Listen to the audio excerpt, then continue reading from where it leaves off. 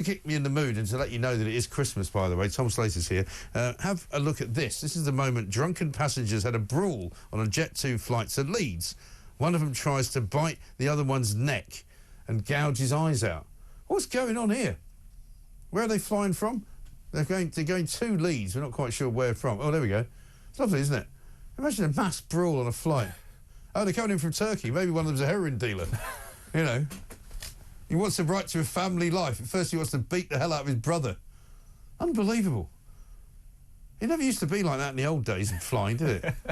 You know, they say families fight at Christmas, but this is probably overdoing it, isn't it? It probably is, yeah. Yeah, I think so. It happens quite a lot, though. People Brawls get so flights, drunk. yeah. Because people keep now talking about, should we limit the amount of alcohol people can drink before they get on a plane? I think in this case, probably yes, I think is the answer. Or any other substances. Yeah. I mean, maybe it's just they're being filmed now, so we're seeing them more often, but you can't help but feel like they're on the up. There's like one viral story like this every month. Absolutely right. Let's talk about the Christmas single, which is Lonely This Christmas. It's sort of a rip-off of that. I shouldn't say a rip-off. It's called Freezing This Christmas. Should we have a listen? It'll be freezing this Christmas while our money goes abroad. It'll be freezing this Christmas. Rachel Reeves is a fraud. It'll be cold, so cold, without fuel at home this Christmas. Freezing This Christmas, a fantastic song that's been dreamed up by Sir Starmer and the Granny Harmers. It mocks the Prime Minister. The BBC apparently don't want to play it for some bizarre reason because it's anti-Keir Starmer. Let's have a look at what Luke Evans, MP, had to say. Yeah, as it's Christmas, will the Prime Minister join me in congratulating Chris Middleton, who wrote a charity song to support Age UK, which has already raised £10,000. What's even better is it's likely to beat the leader of the Lib Dems and his single to #1 this year, proving yet again that the Lib Dems can't win. Something I hope we can both agree on.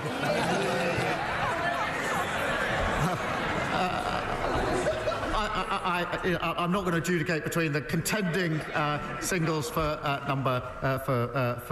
the top of the charts, but I will end, Mr. Speaker, this is the last question, I think, by just repeating a happy Christmas and a peaceful New Year to everyone across the House. I'm afraid that's going to have to be turned into something. It's malfunctioning again, isn't it? Somebody's got stuck in the machine. Someone get some WD-40. So yeah, he can't answer the actual question as to whether or not you know, it should get to #1. But basically, the BBC say we're not blocking the song being played. We do not have specific policies on tracks, and we do not ban any songs. Well, that's not true because they have banned songs in the past. Of course, God Save the Queen, the Sex Pistols, they banned that. And I think did they not change or make a with I think the OK of the Fairy Tale from New York guys, the Pogues. Do you remember that? Because I actually backed the Pogues, and they blocked me on Twitter because they changed, you know, you scumbag, you maggot, you cheap lousy faggot. They changed the words because they thought it was too offensive. And I went, this is ridiculous. Surely that's the Christmas song that everybody wants to hear.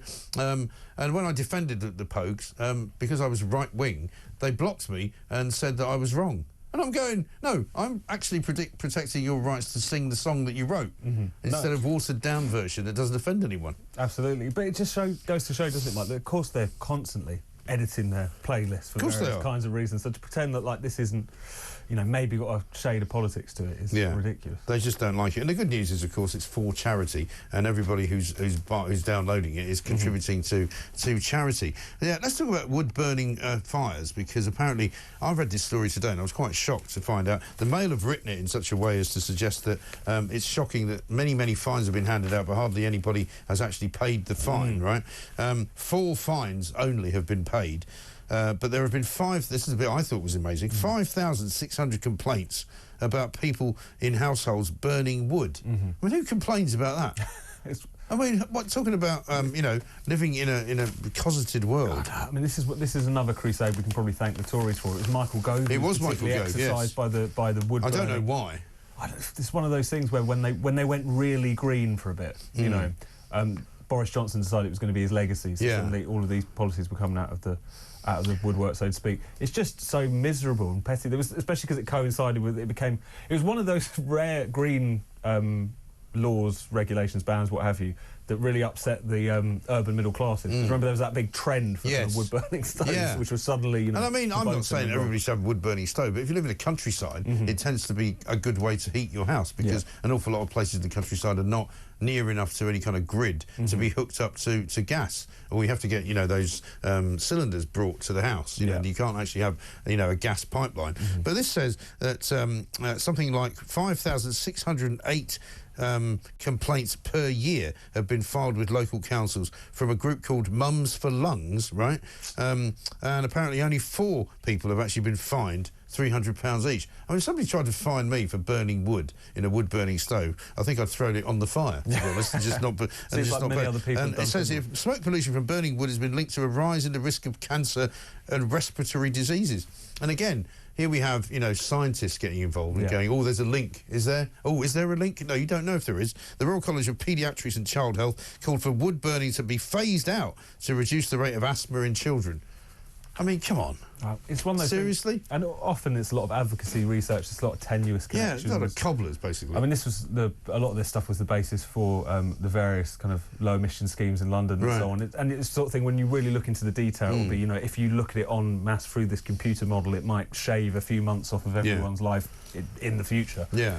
This is the basis on which policy is made, but it's not really. And Sadiq Khan wanders around saying, oh, we've made the air cleaner in London, except he hasn't. But he claims that he has, and so therefore he's slowed down the traffic quite a lot, which is obviously very useful. Which can't be good for the clean air scenario, can it? Absolutely right.